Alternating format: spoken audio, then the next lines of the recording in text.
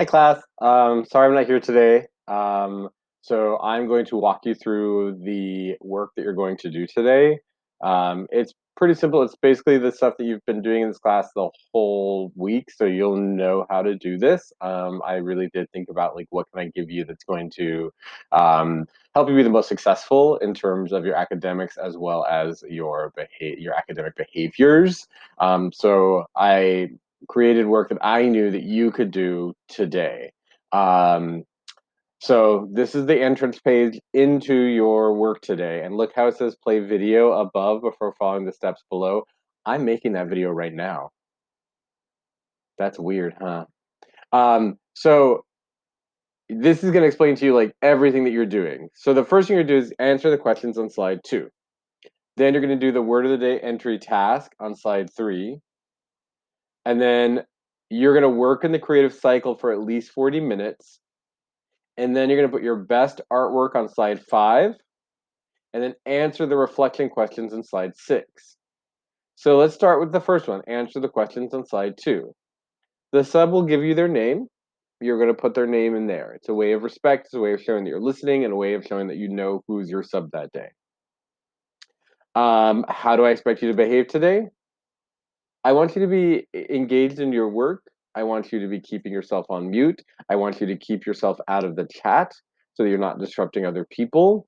But the main goal is really thinking about this is the last day that you're working on your project for Unit 1.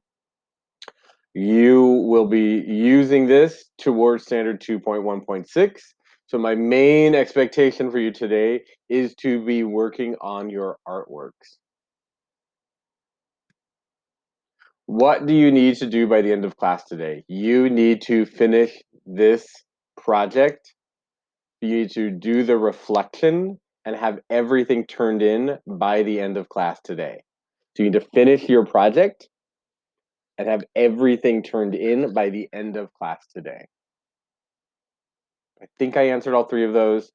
You can always kind of rewind this video and see what I said if you need more support. 2, do the word of the day entry task on slide 3. So this is the instructions. It's for heavy shapes. So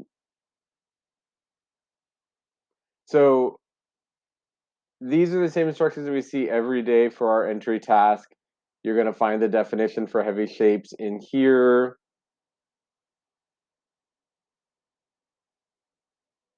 Right?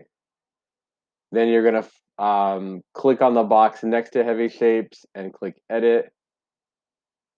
And that's going to open up this drawing thing. And when you're in there, use any of the drawing tools available to make a drawing that illustrates what heavy shapes are. And here's an example of one of a possible drawing. So let's see what heavy shapes are. Whoops, just do that for right now. Heavy shapes that look like they would be difficult to move because of their size or darkness. Okay, so let's see what that means. Heavy shapes are frustrating and stifling because they look like they're in our way and unable to move. Heavy shapes are strength and power because they remind us of heavy weights or military vehicles. Heavy shapes are associated with awe and wonder because they remind us of towering mountains or tall buildings.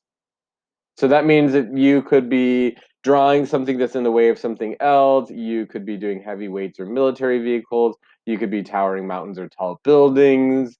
So in my example here, I've just made 3 shapes and like made them look like they're very imposing and like they would be hard to get around. I made the borders really big, the colors really dark.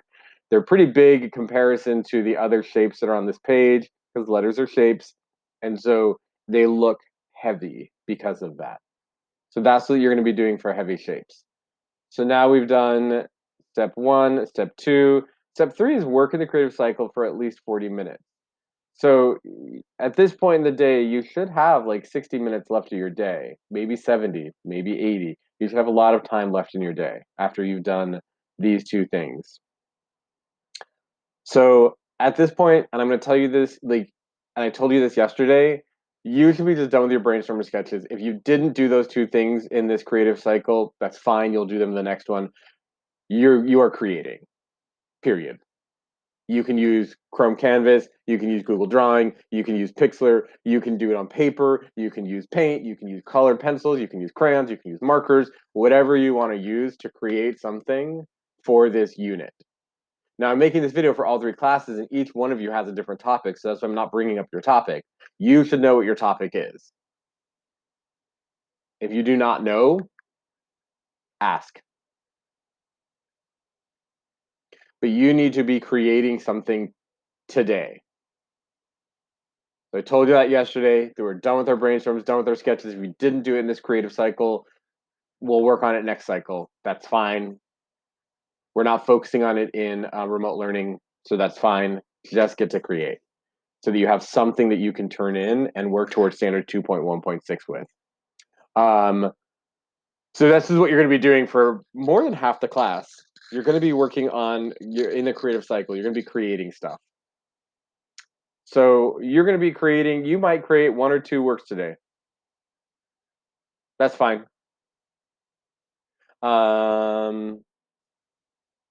So this is what you're working on today. You're making sure that you're getting some kind of artwork complete by the end of class today. You might have 1, might have 2, might have 3, but you're going to be working on your artworks today. Then we're going to go back up here because now we've done step 3. Step 4, and now I just noticed I need to fix this. Good thing I didn't give it to you yet. Put your best artwork on slide 5. So down here are 3 videos that you can watch. All you have to do is copy and paste them into your browser on how to save an image in Canvas, save a Google Drawing, or save Pixlr.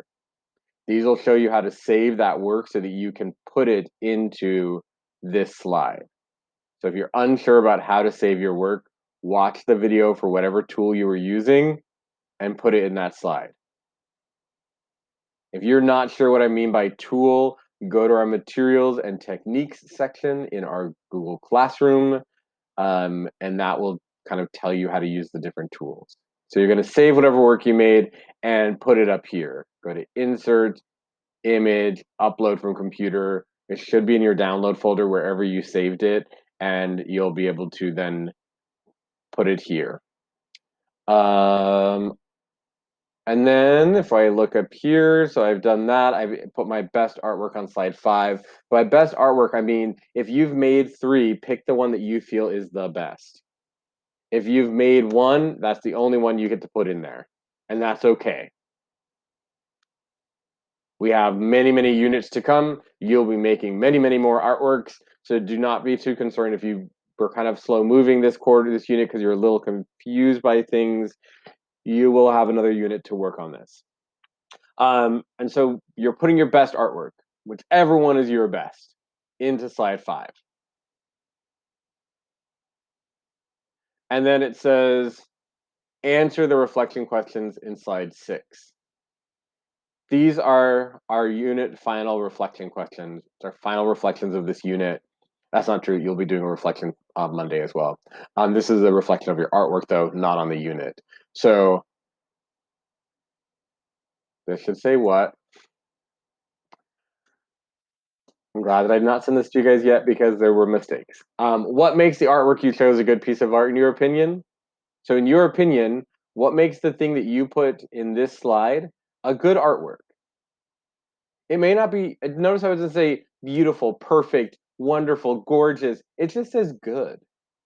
Good is a very relative term. A lot of us have different ideas of what's good. And it just means like, what makes it worth looking at? What makes it worth turning in? What do you like about it? Even if in general you made something that you're kind of like, I did this really quickly. I'm not super proud of this. What do you like in it? There has to be 1 or 2 things. Maybe you really like the way that you drew the eyeball. Maybe you really like the colors that you chose. What is it? What material did you use to make this artwork, and what did you learn while using it? Remember, in this class, I don't teach you how to use the tools. I'll give you videos on how to use them. But as you're using it, you'll probably learn some stuff and figure some stuff out, and you'll be able to use that in later projects. So it's important that you kind of tell yourself what you learned. it's very easy to forget things. And so in reflections, it's important that you write everything down because like you can come back to these and you can go, oh, that's right. I forgot. Like I liked that project and this is how I did it. So make sure that you're typing in like what you used, what you learned while you were using it, so that you can explain to yourself and other people how this material works. And then this question, what makes your artwork look finished and neat? This has to do with standard 2.1.6. Remember, standard 2.1.6, in order for you to meet standard, not only are you using 4 to 5 materials, but those artworks need to be neat and finished. And remember, we went over this on Wednesday, what neat and finished artworks look like. They need to have full color. They need to be fully shaded. They need to have texture. They need to have foreground, middle ground, background. So remember, I said like full color. Even though like this artwork right here is in black and white, that doesn't mean that it's not full color. What full color means is that it's colored in, that you're using different shades of black and white and gray in order to make it look like a picture. It is acceptable. This is acceptable, even though there's just one color in here, because there's a lot of blacks and whites and grays. The student has gone in and colored it in. Shaded is related to that. Shaded means that you have some areas that look really dark and some areas that look really light. So it is not a completely just flat picture, but you've intended to create areas that look dark and look light and make our eye kind of move around the picture because of that. There needs to be some texture. So like when I'm talking about texture, you can create texture because of the scratchiness of your pencil. You can create texture because of, where was it, that one? Um this one here, you can't see it that great, but there's like pleats. So they've used lines to create the pleats in their dresses. So there's a sense that like it feels like fabric. So it has texture. It feels, even though you can't actually touch it, you can look at it and guess what the material would feel like. Foreground, middle ground, background. This is a really good one to show you that. Foreground is the runners, the middle ground is these people, the background is the sky. Like your artwork needs to be thinking about what's in front, what's in the middle, what's in back. Like even though this one doesn't is very flat, there's not a foreground, middle ground, background, because it's full color, because it has a dark area, light area, meaning it's shaded, because there's some kind of texture being happening because of the way that the tool was used. This is fine because I can tell that they intended to not have a foreground, middle ground, background.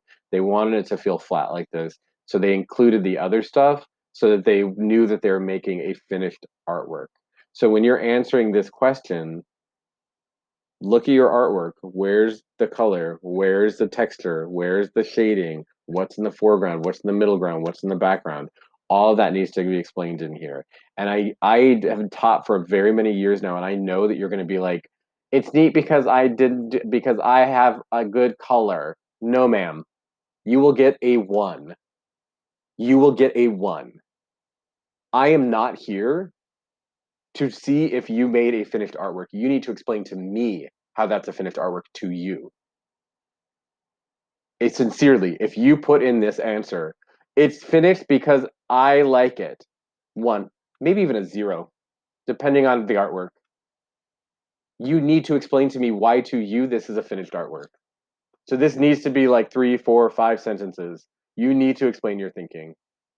In art, I don't understand your artwork unless you explain it to me. So you need to explain it fully in order for me to be able to assess you. So I'm getting a little tight here because I'm trying to like push into you guys because I'm getting reflections from you that have like 1 or 2 words in it. That's not enough. You need to do more. So type in there. If you're really struggling with typing, figure out a way to make a video. Figure out a way to do text and type. There's ways for you to do this so that you can get the information in there. Once you're done with all this, you turn it in. And then, you know what? Go and watch the videos in our Google Classroom on how to use a tool you didn't use this time. Because you're working towards standard 2.1.6 in the next unit as well. So the more tools that you understand, the better. I expect the most from you because I want what's best for you. I know that by you becoming a thoughtful, hardworking student, that you will become a thoughtful, hardworking adult, and you'll be able to get the things that you want in your life. So I look forward to seeing your artwork. Have a wonderful weekend, and I'll see you next week.